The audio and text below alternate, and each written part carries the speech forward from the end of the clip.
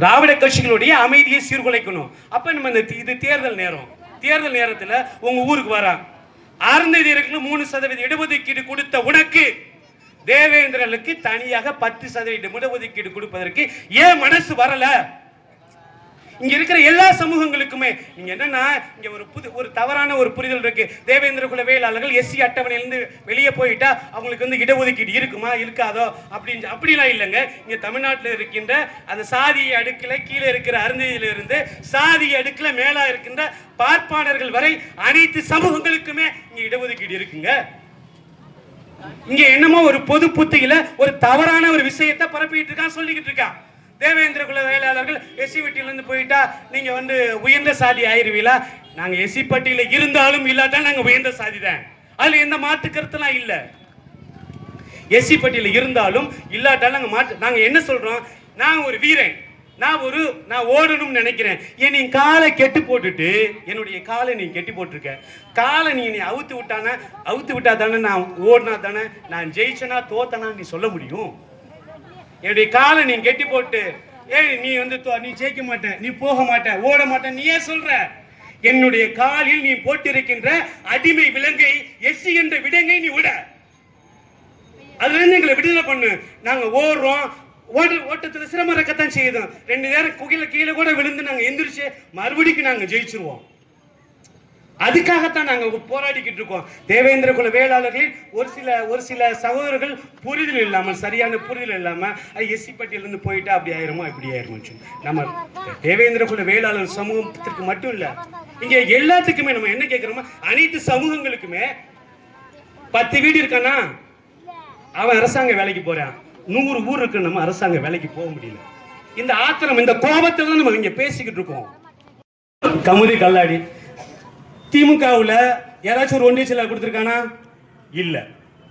அண்ணா திமுகவுல கொடுத்திருக்கானா? இல்ல. கமுதியில 4 ஒன்றிய செயலாளர் போட்டிருக்கான், 4 பேருமே அவன் சாதிக்காரன் மறவர்களை தான் போட்டிருக்கான். கடலாடிக்கு போனீங்கன்னா எல்லா சாதிக்குமே போட்டிருக்கான், சிறுபான்மை சாதி கூட போட்டிருக்கான். முதுகுளத்தூர்ல ஏற்க பேருக்கு ஒருத்தருக்கு 31 போட்டிருக்கான். அப்ப இந்த முதுகுளத்தூர் தொகுதியில ஒரு காலத்தில் தேவேந்திர குல வேளாளர்கள் ஒரு எழுச்சி பெற்ற சமூகமாக, ஒரு தமிழ்நாட்டு அரசியலில் தவிர்க்க முடியாத சமூகமாக இருந்த ஒரு தொகுதியில் ஒரு ஒன்றிய செயலாளர் பொறுப்பு கூட இந்த சமூகத்திற்கு இவன் தருவதற்கு தயங்குகிறான், மறுக்குகின்றான் என்றால் இவர்களுடைய சாதி வரியை நீங்க பார்க்கணுங்க. அண்ணா திமுக மாவட்ட செயலுடைய சாதி வரி, திமுக மாவட்ட செயலுடைய சாதி வரி நீங்க பார்க்கணும். ஒரு ஒன்றிய செயலாளர் பொறுப்பு திமுக இருக்கிறவங்க, அண்ணா திமுக இருக்கிறவங்க ஒண்ணு அவன் கொடுக்காம இருக்கணும், இல்லைன்னா அந்த கட்சியில வாங்குறதுக்கு தகுதி இல்லாத யாராச்சும் ஒருத்தர் இருக்கணும். 2ல எது உண்மை? அந்த கட்சியில ஒன்றிய செயலாளர் வாங்குறதுக்கு தகுதி இல்லை, நீ எதுக்கு அந்த கட்சியில இருக்க? மாவட்ட செயலாளருக்கு தகுதி இல்லை, நீ எதுக்கு இருக்க? இப்படி ஒரு கேள்விகள் நிறைய இருக்கு. இப்ப நீங்க பார்த்தோம்னா தேவேந்திர குல வேளாளர்கள் தொடர்ச்சியாக போராடிக்கிட்டே இருக்கும். நீங்க பாத்தீங்கன்னு வச்சுக்கோங்களேன், இந்த போராட்டத்துக்குள்ள காரணம் என்னன்னு பாத்தீங்கன்னு வச்சுக்கோங்களேன், ஆட்சிக்கு அதிகாரத்துல எவன் தேய்ச்சி கொடுத்துருவான், ஓட்டை எவனுக்காச்சும் போட்டுருவான். ஆனா காலத்துக்கு நம்ம வந்து கத்துக்கிட்டு இந்த ரோட்லயே கத்துக்கிட்டு வெட்டிக்கிட்டான், குத்திக்கிட்டான், ரேஷன் கடை இல்ல, ரோடு இல்ல, தண்ணி இல்ல, பைப் இல்ல. இது எத்தனை காலத்துக்கு நீங்க பேச போறீங்க? உங்களிலிருந்து ஒருத்தர் நீங்க இந்த நாட்டுல நீங்க பாத்தீங்கன்னு வச்சுக்கோங்களேன், 2000 ஆண்டுகளாக கிட்டத்தட்ட இப்ப வந்து 400 ஆண்டுகளாகத்தான் நாயக்கருடைய படையெடுப்புக்கு பின்புதான் தேவேந்திர குல வேளாளர்கள் வீழ்ச்சி அடைந்தார்கள், வீழ்த்தப்பட்டோம். ஆனா வீழ்த்தப்பட்டது கூட நாம வீழ்ந்து விட்டோம் என்று வீழ்ந்த இடத்துல விதினை கிடைக்கல. இன்னைக்கு வர எதிர்த்து நின்று போய் பண்ணிட்டு இருக்கோம், சண்டை போட்டுக்கிட்டு இருக்கோம், இன்னைக்கு வர வீரியமா சண்டை போட்டுக்கிட்டு இருக்கோம். ஆனா இங்க வந்து அண்ணல் அம்பேத்கர் என்ன சொல்றாருன்னா, துன்பப்பூட்டுகளின் துறவுகோல் அரசியல் அதிகாரம் சொல்றாரு. நீங்க அரசியலையும் அதிகாரத்தையும் அடுத்த ஜாதிகாரன் கொடுத்துறீங்க, அடுத்தவன் கொடுத்து அவன்கிட்ட போய் 5க்கும் 10க்கும் நம்மளால போய் தலையை சொல்கிறான். நான் அழகசாமி பாண்டியன் தேர்தல் அரசியல் பேசவில்லை, அதற்கான தேவையும் எனக்கு இல்ல. நீ என் கட்சியில் என் சாதியில் இருக்கிறவனுக்கு ஒன்றிய செயலாளர் பொறுப்பு என்னாச்சு? மாவட்ட செயலாளருக்கு தேவேந்திர குல வேளாளருக்கு தமிழ்நாட்டில் எவனுக்குமே தகுதி இல்லையா? திமுக அண்ணா திமுக தகுதியே இல்லையா? திமுகவில் நீங்க பாத்தீங்கன்னு வச்சுக்கோங்களேன், காங்கிரஸ்ல பாத்தீங்கன்னா இதே நிலைமை தான். பாரதிய ஜனதா கட்சியில பாத்தீங்கன்னு வச்சுக்கோங்களேன், ஒரு பறையர் கூட அட்டமணி சகோதரம் இருக்கிற பறையர் வந்து தலைவராக இருந்திருக்காரு, அருந்ததி சமூகத்தை சேர்ந்த ஒரு தலைவர் இருந்திருக்காங்க. இவன் ஒண்ணுமே இல்லாம பிஜேபி நான் பிஜேபி இவன் கத்திட்டு கிடக்கான். இப்ப எங்கன்னா அரசியல் புரிதல் இல்லாம இருக்கு. இங்க இருக்கின்ற எல்லா அரசியல் கட்சிக்குமே தேவேந்திர குல வேளாளர்களை ஓட்டு போடும் கூட்டமாக, ஓட்டு போடும் இயந்திரமாகத்தான் மாற்றுது. இந்த தேவேந்திர குல வேளாளர்களின் பட்டியல் வெளியேற்ற கோரிக்கை என்பது என்னன்னா, தேவேந்திர குல வேளாளர்கள் அடுத்த கட்டத்திற்கு அரசியலை நோக்கி நகர்வதற்கான, பொருளாதாரத்தை நோக்கி நகர்வதற்கான, வேலை வாய்ப்பை நோக்கி நகர்வதற்கான முன்னகர் இடஒதுக்கீட்டுல இந்த 16 வருஷத்துல நமக்கு வந்து எந்த வேலையும் போக முடியல. நீங்க வந்து அந்த ஷெட்யூலை எடுத்து பார்த்தீங்கன்னு வச்சுக்கோங்களேன். இந்த அரசு இப்ப நேற்றைய தினம் முந்தைய தினம் கூட வந்து அழகப்பா பல்கலைக்கழகத்தில் ஒரு பேராசிரியர் பணியிட வருது. அந்த பேராசிரியர் பணியிடமும் அறுதிக்கு தான் போகுது. அப்ப இங்க என்ன நடக்குது, என்ன செய்யணும்? இந்த போற கட்சி தான் இதெல்லாம் காரணம். வேற யாரும் ஆறு அடிச்சுட்டு போறாங்கல்ல, இந்த கட்சி தான் காரணம். இவரு இன்னைக்கு இந்த ஆறு அடிச்சுட்டு போனா யார் போட்டா ஓட்டு? இவரை யாருக்குமே ஓட்டுக்குள்ள, எந்த ஊருக்குள்ள ஓட்டுக்குள்ள உள்ள இவருக்கு ஓட்டு போட்டு ஜெயிக்க வச்சுட்டாரு. நம்ம ஓட்டை வாங்கி இவர் ஜெயிச்சுட்டு நம்ம தலைவர் இவருக்கு வர பேசுறாரு. இவருக்கு யார் ஓட்டு போட்டா? இவர் எந்த ஊருக்குள்ளுமே வஜ்ரா வாகனத்துல வந்து பயந்துகிட்டு தானே ஓட்டு கேட்டு போனாரு. இவர் ஊருக்குள்ளே விடலையே. தேவேந்திர குல வேளாளர்களும் கோனார்களும் மட்டும்தானே ஓட்டு போட்டாங்க. ஆனா இதுவரை இவர் வந்து 5 வருஷம் அமைச்சரா இருந்திருக்காரு, எம்எல்ஏ இருந்திருக்காரு. தேவேந்திர குல வேளாளர்களுக்காண்டி எனக்காச்சும் பேசியிருக்காரா? நான் அழகர்சாமி பாண்டியன் அரசியல் பேச விரும்பவில்லையே, அரசியல் பேசல. அழகர்சாமி பாண்டியன் ஏன் இன்னைக்கு தைரியமா திராவிட முன்னேற்ற கழகத்தையோ, அண்ணா திராவிட முன்னேற்ற கழகத்தையோ, பாரதிய ஜனதாவையோ, காங்கிரஸையும் நான் பேச முடியும். ஏன் பேச முடியும்னா, நான் இதுவரை எந்த தேர்தலிலும் எந்த கட்சிக்காரன் வீட்டிலையும் உனக்கு நான் ஆதரவு தரேன், உங்களுக்கு நான் கூட்டணியில் நிற்கிறேன், உங்களோட நான் வந்து உங்களுக்கு தேர்தல் வேலை பார்க்குறேன்னு 5,000 ரூபாய்க்கோ 10,000 ரூபாய்க்கோ வந்து நான் போய் என்னுடைய அடையாளத்தையும் இந்த சமூகத்தையே நாம் அடகு வைக்கல. அந்த தைரியத்தோட, அந்த திமிரோட நான் பேசுறேன். அந்த திமிரோட பேசுறேன்னா, அந்த திமிர் தான் நான் பேசுறேன்னா. கண்ணப்போல இருக்கிற யாரா வேணா இருக்கட்டும், அவர் இன்னைக்கு தான் மந்திரி, நீங்க 1 மாசம் கழிச்சவன யாரு மந்திரியா இருக்கணும் நீங்க தான் தீர்மானிக்கணும். அவர் இல்ல, நீங்க தான் தீர்மானிக்கணும். இப்ப தேவேந்திர குல வேளாளர் சமூகம் தொடர்ச்சியாக இப்ப வேலை வாய்ப்பில் அவங்களுக்கு வந்த கூடிய பிரதிநிதித்துவம் இல்ல. அரசியல்ல கிட்டத்தட்ட அரசியல்ல திராவிட முன்னேற்ற கழகத்தில் மாநில பொறுப்புகளில் தேவேந்திர குல வேளாளர்கள் யாருமே இல்ல. மாவட்ட பொறுப்புகளில் தேவேந்திர குல வேளாளர்கள் யாருமே இல்ல. முதுகுளத்தூர் சட்டமன்றத்தில் வந்து 3 ஒன்றியம் இருக்கு. ஒவ்வொரு கட்சிக்கா நான் சொல்றேன், உங்களுக்காக தான் நான் பேசுறேன். என்னன்னா, முதல்ல இங்க நடக்கிற அரசியல் மூலம் தெரிஞ்சுக்கோங்க. 200 ரூபாயும் 300 ரூபாயும் இல்ல அரசியல். உங்களுடைய அடிப்படை உரிமை இங்க நடக்கிற அப்பட்டமான சாதிய அரசியலை நீங்கள் உள்வாங்காமல், புரிந்து கொள்ளாமல் ஒருபோதும் தேவேந்திர குல வேளாளர்களுக்கு விடுதலை கிடைக்காது, உரிமை கிடைக்காது.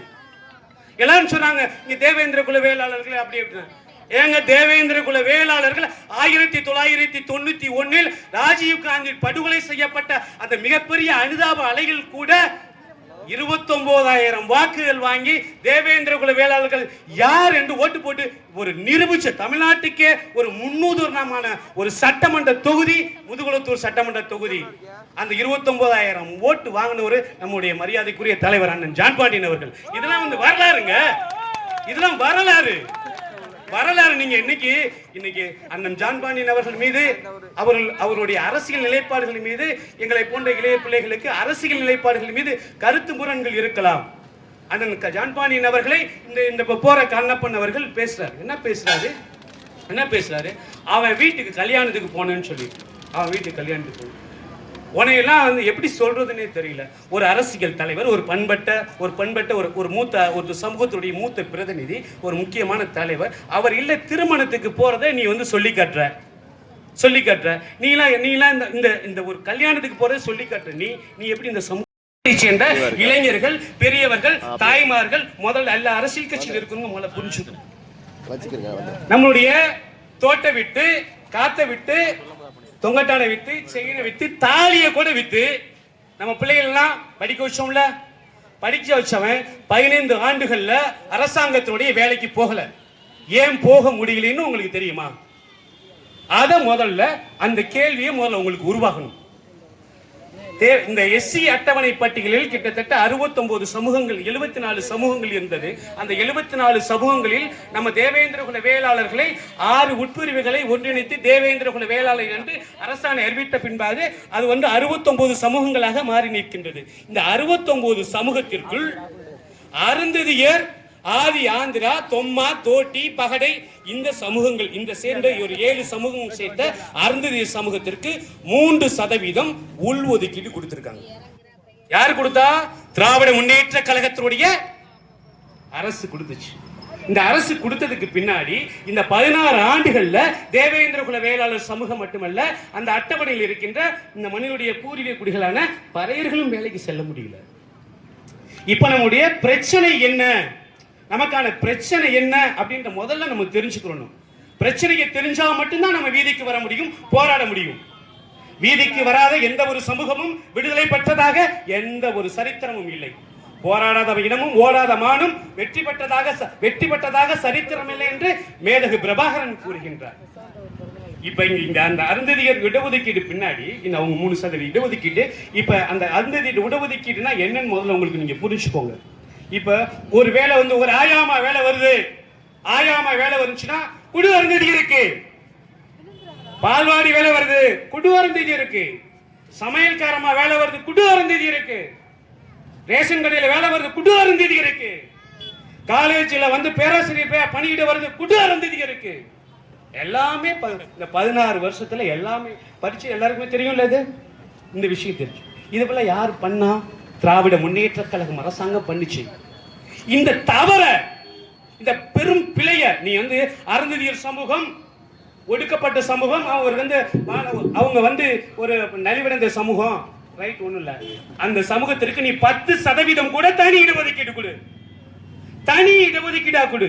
அதை விட்டுட்டு நம்ம தட்டுல இருக்கு பாருங்க, நம்ம தட்டுல இருக்கிற ஒரு உருண்டை சோறு இருக்கு பாருங்க, அந்த ஒரு உருண்டை சோத்தை எடுத்து மொத்தமா அவங்கிட்ட கொடுத்துட்டு அவன் தின்னுட்டு போறான் பாரு. 4 எச்சி பறிக்க, இந்த எச்சி பறிக்கைக்கு நம்ம ஏமாந்து நின்றுகிட்டு இருக்கோம்.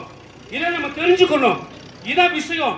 இங்க என்ன நினைச்சுக்கிட்டு இருக்காங்க, என்ன சொல்லிக்கிட்டு இருக்காங்கன்னா, என்ன நம்ம சமூகத்துல இருந்து ஒரு சிலர் வந்து இந்த அரசியல் கட்சிகள் இருக்கிறவங்கள்ட்ட என்ன புரிதல்னா, தேவேந்திர குல வேளாளர்கள் எஸ்சி பட்டியல இருந்து வெளியேட்டா வேலை வாய்ப்பு கிடைக்காதுல. இந்த நீங்க வந்து 2016க்கு பின்னாடி இன்னைக்கு 2026, இந்த 16 வருஷத்துல எத்தனை பேர் வந்து தேவேந்திர குல வேளாளர் சமூகத்தை சேர்ந்தவர் அரசாங்க வேலைக்கு போயிருக்காண்டு இந்த தமிழ்நாடு அரசாங்கம் வெள்ளையறிக்கை விடுமையா? வெள்ளையறிக்கை விடுறதுக்கான அருகதை இருக்க அந்த அரசாங்கத்துக்கு? இவங்க என்ன சொல்றாங்க, நம்ம வந்து பட்டியலில் இருந்து வெளியே போறோம், பட்டியலில் இருந்து வெளியே போகணும்னு சொல்றது என்னன்னா வேற ஏதோ சும்மா பசப்பு வார்த்தைக்காக இல்ல. இந்த மண்ணுடைய பூர்வீக குடிமக்கள் நாம். இந்த மண்ணில் அரசியல், கல்வி, வேலை வாய்ப்பு அனைத்திலும் நமக்கான உரிமை இருக்கின்றது. நாம் இங்கிருந்து கருணாநிதி குடும்பத்தை போன்றோ ஜெயலலிதா போன்றோ பிழைக்க வந்தவர்கள் இல்லை. இது நம்ம ஊரு, இது நம்முடைய மண்ணு. இங்க வந்து இடஒதுக்கீடு என்பது நம்முடைய அடிப்படை உரிமை. இந்த உரிமையை நம்ம கேட்கிறோம். எவன்ட்டையும் கேட்கல, பிச்சை கேட்கல, சலுகை கேட்கல. அதை நீங்க புரிஞ்சுக்கோங்கணும். எஸ்சியில் இருந்தா தான் கொடுப்பான், எஸ்சியில் இருந்தாலும் சரி இல்லாட்டாலும் சரி அவன் கொடுத்து ஆகணும். இந்த மண்ணுடைய பூர்வீக குடிமக்கள் நாம். அதை நாம் உணர்ந்து கொள்ள வேண்டும், உள்வாங்கிக் கொள்ள வேண்டும். இந்த விஷயத்தை முதல்ல தெரிஞ்சுக்கணும். ஐயோ, எஸ்சி பட்டியலில் இருந்து தேவேந்திர குல வேளாளர்கள் வெளியே போயிட்டா எதுவுமே கிடைக்காது. இங்க என்னடா வச்சிருக்கீங்க, என்ன கொடுத்திருக்கீங்க? இந்த தமிழ்நாட்டில் இருக்கின்ற எல்லா சமூகங்களுக்கும் இடஒதுக்கீடு இருக்கு, எல்லா சமூகங்களுக்கும் ரேஷன் கார்டு இருக்கு, எல்லா சமூகங்களுக்கும் அரசாங்கத்துடைய சலுகைகள் இருக்கு. ஆனா இங்க பொதுவெளியில இங்க என்ன பேசுறான், பொதுவெளியில என்ன நடக்குது? ஐஏஎஸ் படிச்சுட்டு ஒருத்தர் கலெக்டரா இருப்பாரு, மாவட்ட ஆட்சித்தலைவரா இருப்பாரு, 5வது படிச்ச ஒரு பியூனு அவன் சொல்லுவான் இவரை பார்த்து எஸ்சி கலெக்டர்னு சொல்லுவான். அந்த எஸ்சி என்ற இழிவு, எஸ்சி என்ற வார்த்தையை நம்ம இந்த இழிவா நம்ம கருதுறோம். நம்ம இந்த எஸ்சியா, எஸ்சினா தாழ்த்தப்பட்டவன், தலித், ஹரிஜன், ஆதி திராவிடன் அர்த்தம். நம்ம திராவிடர்களா? இல்ல, நம்ம தமிழர்கள். ஹரிஜன்னா இல்ல, நம்ம தேவேந்திர குல வேளாளர்கள். நம்ம வந்து இங்க நம்ம அடிப்படை புரிதல், அடிப்படை சமூக மாற்றத்திற்காகத்தான் நம்ம பேசிக்கிட்டு இருக்கோம், நம்ம போராடிக்கிட்டு இருக்கோம். இதை நீங்க புரிஞ்சுக்கணும். முதல்ல நம்ம தேவேந்திர குல வேளாளர் சமூகத்தினுடைய விடுதலை தான். இந்த தேவேந்திர குல வேளாளர் சமூகம் தான் தமிழினத்தினுடைய மூத்த சமூகம், மூத்த பையன் தமிழ் குடி. தேவேந்திர குல வேளாளர் சமூகத்தினுடைய அரசியல் விடுதலை தான் தமிழினத்தினுடைய அரசியல் விடுதலை. இப்ப தேவேந்திர குல வேளாளர்கள் தொடர்ச்சியா தேவேந்திர குல வேளாளர் சமூகத்தை ஒரு அடக்கி வச்சிருக்கான், அப்படியே அடிச்சு வச்சிருக்கான், அப்படியே வச்சிருக்கான். ஏன்னா இவன் வீர் கொண்டு எழுந்துட்டான்னா இவனால தாங்க முடியாது. இதுக்கு வந்து தேவேந்திர குல வேளாளர்கள், அந்த தேவேந்திர குல வேளாளர்கள்ட்ட உளவியலா ஒரு சிக்கல். உளவிகளா ஒரு பார்வை, ஒரு விஷயத்தை திணிக்கிறது. ஐயோ இவங்க இங்க போயினா அது கிடைச்சிடாது, இங்க போனா இது, இவனுங்க அப்படி பேசுறாங்க இப்படி பேசுறாங்க. என்னடா பேசுறீங்க, என்ன பேசுறீங்க நீங்க சொல்லுங்க. எங்க இருந்து ஆந்திரால இருந்து பிழைக்க வந்தவன் நீங்க ஆடுறீல்டா, கர்நாடகால இருந்து ஆட வந்தவன் நீ ஆடுறீ, நீ போல இந்த மண்ணை ஆள்றீல. நாங்க இந்த மண்ணுடைய பூர்வீகக்கூடிய 23 மாவட்டங்களில பெரும்பான்மை சமூகம்ங்க. எவன் ஜெயிக்கணும், எவன் தோக்கணும், எவன் அமைச்சராகணும், எவன் மந்திரி ஆகணும், எவன் எம்எல்ஏ ஆகணும், சேர்மன் ஆகணும், எதை எல்லாத்தையும் தீர்மானிக்கிற இடத்தில் தேவேந்திர குல வேளாளர்கள் இருக்கும். ஆனா எங்க ஓட்ட புள்ள நீ செல்லாத ஓட்டா நினைச்சுக்கிட்டு இருக்க, செல்லாத ஓட்டா நீ பாத்துக்கிட்டு இருக்க. இதான் இங்க பிரச்சனை. நீங்க உங்களுடைய ஓட்டு என்ற ஆயுதத்தை நீங்க சரியா பயன்படுத்துங்க. சரியா பயன்படுத்தினாதான் ஒவ்வொரு சமூகத்துக்கும். இப்ப ஒரு உதாரணம் சொல்றேன். முஸ்லீம் சமூகம் ஒரு கோரிக்கை வச்சாங்கன்னு வச்சுக்கோங்களேன், அவங்களுக்கு வந்து 3% இடஒதுக்கீடு கொடுத்திருக்காங்க. 3% இடஒதுக்கீடு, அவங்களுக்கு வந்து இடஒதுக்கீட்டு கோரிக்கையை ஆதரிக்கலைன்னா முஸ்லீம்கள் ஓட்டு போட மாட்டாங்கன்னு பயம் இருக்குல்ல அவங்களுக்கு, பயம் இருக்குல்ல அவங்களுக்கு. கிறிஸ்தவர்களுக்கு 3% இடஒதுக்கீடு கொடுத்தாங்க, அவங்க மாட்டேன்னு சொல்லிட்டாங்க. அருந்ததியருக்கு 3% உள்ஒதுக்கீடு கொடுத்தாங்க, அவங்க போராடிக்கிட்டு இருக்காங்க.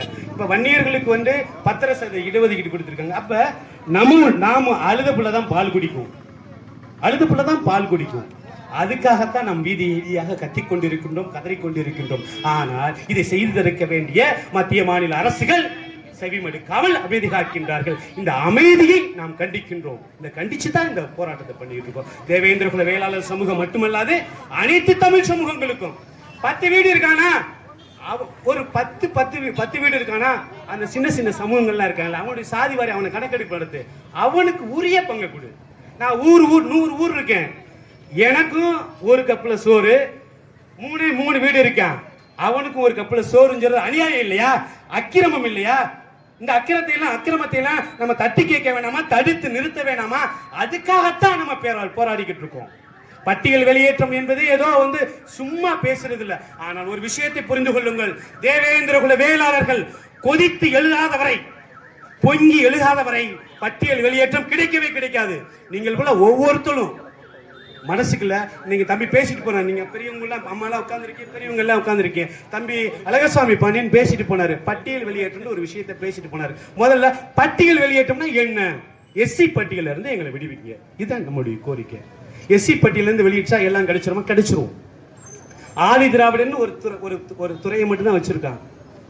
அதை தாண்டி அதையும் கூட ஒரு அம்மா கொடுத்துருக்காங்க. அதை கூட தென் மாவட்டங்களில் தேவேந்திர குல வேளாளர்கள் பெரும்பான்மையாக இருக்கும். இவனுக்கு கூட இங்கே இருக்கிறவங்க யாருக்கும் கூட அந்த அந்த அந்த கிரெடிட், அந்த மரியாதை கிடைச்சிருக்க கூடாதுன்னு அந்த தேவேந்திர குல வேளாளர்கள் ரொம்ப எண்ணிக்கை கண்மையாக இருக்கிற மேற்கு மாவட்டத்தை சேர்ந்த ராசிபுரத்தை சேர்ந்த ஒரு அம்மா கயல்வெளின்னு நினைக்கிறேன், அவங்கள வந்து அமைச்சராக போட்டு வச்சிருக்காங்க. தேவேந்திர குல வேளாளர்களுக்கு திமுக, அண்ணா திமுக, காங்கிரஸ், கம்யூனிஸ்ட் கட்சிகளில் எந்த ஒரு பிரதிநிதித்துவமும் இல்லை. என்னால் எந்த மேடையில் வேணாலும் என்னால் வந்து பகிரங்கமாக குற்றம் சாட்ட முடியும், அதை வந்து சேலஞ்ச் பண்ண முடியும். சொல்ல முடியுமா உங்களால? அண்ணா திமுக யாராச்சும் மாநில பொறுப்புல யாராச்சும் தேவேந்திர குல வேளாளர்கள் நீங்க வச்சிருக்கீங்களா? கம்யூனிஸ்ட் கட்சியில் ஏதாச்சும் நீங்க வச்சிருக்கீங்களா? பாரதிய ஜனதாவில் வச்சிருக்காங்க, பொன் பாலகணேசன், சுபா நாகராஜன் வச்சிருக்காங்க. வேற எந்த கட்சியில சொல்லுங்க? இல்ல. அப்ப அரசியல் பிரதிநிதித்துவம் இல்ல, சமூக பிரதிநிதித்துவம் இல்ல. காலத்துக்கும் நாங்க உங்களுக்கு வந்து நம்ம ஓட்டு போட்டுட்டே இருந்தோம்னா அவ்வளவுதான். இந்த அடுத்த ஒரு எங்களை தலைமுறைக்கு அடுத்து வர தலைமுறையும் இப்படி கட்டா கத்திக்கிட்டு தான் இருக்க முடியும். இதுக்கெல்லாம் ஒரு தீர்வு நோக்கி தான் நம்ம இந்த போராட்டத்தை நம்ம முன்னெடுத்துட்டு இருக்கோம். இந்த போராட்டம் இந்த இடத்துல இருந்து பேசிட்டு இருக்கோம். இந்த இடத்துல இருந்து பேசிட்டு இருக்கிறப்ப இன்னொரு விஷயம், அடுத்து இந்த ஞாயிற்றுக்கிழமை நான் வந்து சனிக்கிழமை ஞாயிற்றுக்கிழமை வந்து இங்க வந்து நிற்கிறோம். அந்த நவீன் ஜீவன் பேக்கர்ல டீ சாப்பிட்டு இருக்கேன். தம்பி மானாமதுரையில் வந்து காவல்துறை கஸ்டடியில ஒரு தம்பி எழுந்து போயிட்டாரு. மத்தியானம் 1 மணிக்கு ஒரு டீயை குடிச்சிட்டு ஓடுறேன். இங்கிருந்து தான் போறேன், மானாமதுரைக்கு இங்கிருந்து நான் போறேன். கேளுங்க. அப்ப அந்த தம்பி வேற ஒண்ணும் இல்லை, இந்த ஆகாஷ்ன்ற தம்பியுடைய படுகொலைக்கு நம்ம நீதி கேட்கிறோம். ஆகாஷுடைய படுகொலைக்கு நம்ம நீதி கேட்கிறோம். என்ன அவன் பண்ணலாம், எந்த தவறுமே அந்த தம்பி பண்ணலைங்க. இந்த வயசுல என்ன சேட்டை பண்ணுவாங்களோ அந்த சேட்டை மட்டும்தான் அவன் பண்ணினான். அந்த ஏரியாவுக்குள்ள பிளாக்ல சரக்கு விற்கிறான், கஞ்சா விற்கிறான். அந்த கஞ்சா இந்த பேர் ஏரியாவுக்குள்ள வந்து விற்கக்கூடாதுன்னு சொல்றான். அந்த கஞ்சா விற்றவங்கள வந்து மண்டையில தட்டி வரட்டி விடுறான். அவன் புள்ள சேர்ந்துட்டு வந்து ஒரு பொய்யான ஒரு புகாரை கொடுக்குறான், என்னை வெட்டிட்டான் குத்திட்டான்னு சொல்லிட்டு. அந்த இறந்து போன தம்பியை வந்து இந்த ஊடகங்களும் இங்க இருக்க இந்த உளவுத்துறையும் அவனை ரவுடி ரவுடி ரவுடின்னு, அவன் பிஎஸ்சி கம்ப்யூட்டர் சயின்ஸ் படிச்ச தம்பிங்க, அவன் 26 வயசுங்க. அவன் 26 வயசுல ஒரு பையனை வந்து கூட்டிட்டு போய் அடிச்சு இந்த தமிழ்நாடு காவல்துறை வந்து அடிச்சு கொல்றாங்க. இப்ப கொல்றதுக்கு காரணம் என்ன? அதிகாரம் இல்லை, நம்மகிட்ட அதிகாரம் இல்லை. இங்க இன்னைக்கிட்ட எத்தனையோ நெஞ்சிருக்கும் படுகொலைகள் இங்க நடந்திருக்கு. உங்களுக்கு தெரியுமா? எத்தனை பேருக்கு தெரியும்? காட்டுப்பரமக்குடியில் பஞ்சாவரணம் என்ற 21 வயது இளம் பெண்ணை இங்க இருக்கின்ற ராமநாதபுரம் மாவட்ட காவல்துறை சுட்டுக் கொண்டது உங்களுக்கு தெரியுமா? எத்தனை பேருக்கு தெரியும்? தெரியுமா? தெரியாது. தெரிஞ்சுக்கணும். இங்க இந்த சமூகத்தினுடைய இந்த சமூகம் இந்த இடத்துல வந்து இன்னைக்கு முதுகுளத்தூர்ல அழகசாமி பாண்டியன் பேசுகின்றேன் என்றால் எனக்கு முன்னாடி இருக்கின்ற தலைவர்கள் போட்டுவிட்ட பாதை, இந்த சமூகத்தினுடைய ஒற்றுமை, இந்த சமூகத்தினுடைய வீரியமான போராட்டம், இந்த சமூகத்தினுடைய இழப்புகள் எல்லாம் சேர்ந்து இந்த இடத்துல அழகசாமி பாண்டியன் உள்ளிட்ட அனைத்து தலைவர்களையும் இங்க பேச வச்சிருக்கு, பேச முடியுது. ஒண்ணும் இல்ல, தேவேந்திர குல வேளாளர் சமூகத்தை சேர்ந்த ஒரு 10 இளைஞர்களை காவல்துறை வாகனத்தில் ஏற்றிட்டு போறாங்க. இந்த போகக்கூடாதுன்னு மறைக்கிறாங்க. அந்த பொண்ணுக்கு வயசு 21. அந்த பொண்ணுக்கு பேர் காட்டுப்பரமக்குடி பஞ்சாவரணம். 1998 காவல்துறை சுட்டை கொண்டுச்சு. எத்தனை பேருக்கு தெரியும்? எத்தனை பேருக்கு தெரிஞ்சு? ஒரு விஷயத்தை தெரிஞ்சுக்கோங்க. 1957 இந்தியா சுதந்திரம் வாங்குச்சு. சுதந்திரத்துக்கு பின்னாடி காவல்துறையினால அளவுக்கு அதிகமாக கிட்டத்தட்ட 69 பேர் தேவேந்திர குல வேளாளர்கள் சமூகத்தை சேர்ந்தவர்கள் மட்டும் சுட்டு படுகொலை செய்யப்பட்டிருக்கின்றார். இதற்கு காரணம் என்ன தெரியுமா? தேவேந்திர குல வேளாளர் சமூகத்தில் இருந்து தனி தொகுதிகளில் தேர்ந்தெடுத்து அனுப்பப்படுகின்ற சட்டமன்ற உறுப்பினர்கள், நாடாளுமன்ற உறுப்பினர்கள் இந்த படுகொலையை பத்தி என்னைக்குமே பேசுறதே இல்லை. பரமக்குடியில் 6 பேரை சுட்டு கொண்டானுங்க. எவனாச்சும் சட்டமன்றத்தில் பேசினானா? பேசல. 98 சுட்டு கொண்டானுவோ, எவனாச்சும் பேசினானா? பேசல. ஐயா இமானுவேல் சேகரனுக்கு அரசு விழா கொடுங்க, மணிமண்டபம் அமைன்னு சொல்லிட்டு காலங்காலமா கத்திக்கிட்டு இருக்கோம். இப்பதான் நமக்கு அந்த கொடுத்துருக்கான். எவனாச்சும் இங்க இந்த தனி தொகுதியில தேர்ந்தெடுத்து போன நம்மால் எவனாச்சும் இங்க பேசினானா? பேசல. பேசாததுக்கான காரணம் என்ன? இவன் அங்க இருக்கின்ற இங்க இப்ப பரமக்குடியா இருந்தாலும் சரி, மானாமதுரையா இருந்தாலும் சரி, அதே போல இங்க இருக்கின்ற விளையாட்டுக்குள்ள வந்து இவங்க என்ன பண்றாங்கன்னா, இருப்பதிலே ஒரு சிறந்த அடிமை. அவனுக்கு அந்த மாவட்ட செயலாளர் சொன்னா ஆமன் சொல்றது, மந்திரி சொல்றவனா ஆமன் சொல்றது, இவனை தான் அவன் தேர்ந்தெடுத்து வச்சிருக்கான். இப்ப நம்ம ஏன் எஸ்சி பட்டியலிருந்து வெளியேன்னா, எஸ்சி பட்டியலிருந்த முதுகுளத்தூர் பொது தொகுதியில் சோ பாலகிருஷ்ணன் வந்து அப்போ வந்து 1991 ராஜீவ்காந்தி படுகொலை அப்ப வந்து அவர் வெற்றி பெற்றாரு. யாரு? காங்கிரஸ் கட்சி சார்ந்த வெற்றி பெற்றாரு. நம்மளுடைய தலைவர் ஜான் பாண்டியன் அவர்கள். அவர் வெற்றி பெற்றவர் சோ பாலகிருஷ்ணன் பெற்ற வாக்குகள் 40,000. அண்ணன் ஜான் பாண்டியன் பெற்ற வாக்குகள் 29,800. 11,000 வாக்குகள் வித்தியாசத்தில் தான் சோ பாலகிருஷ்ணனே எனக்கு ஜெயிக்க முடிஞ்சுச்சு. இன்னைக்கு ஆட்சியில் இருக்கிற அதிமுக, இன்னைக்கு இருக்கிற ஆட்சியில் இருக்கிற திமுக 4வது இடமோ 5வது இடமோங்க. அன்னைக்கு இருந்த ஒற்றுமை உங்களுக்கு எங்க போச்சு? அன்னைக்கு ஒற்றுமையை நின்றோம்ல. அன்னைக்கு வந்து ராஜீவ்காந்தி படுகொலை செய்யப்படலைன்னா இந்த முதுகுளத்தூர் சட்டமன்ற தொகுதியுடைய எம்எல்ஏ அண்ணன் மரியாதைக்குரிய ஜான் பாண்டியன் இருந்திருப்பார். அதே போல வந்து 1996 கொடியங்குளம் அடித்து படுகொலை செய்யப்பட்ட போது தேவேந்திர குல வேளாளர் கூட்டமைப்புடைய பிரதிநிதியாக மரியாதைக்குரிய டாக்டர் கிஷோர்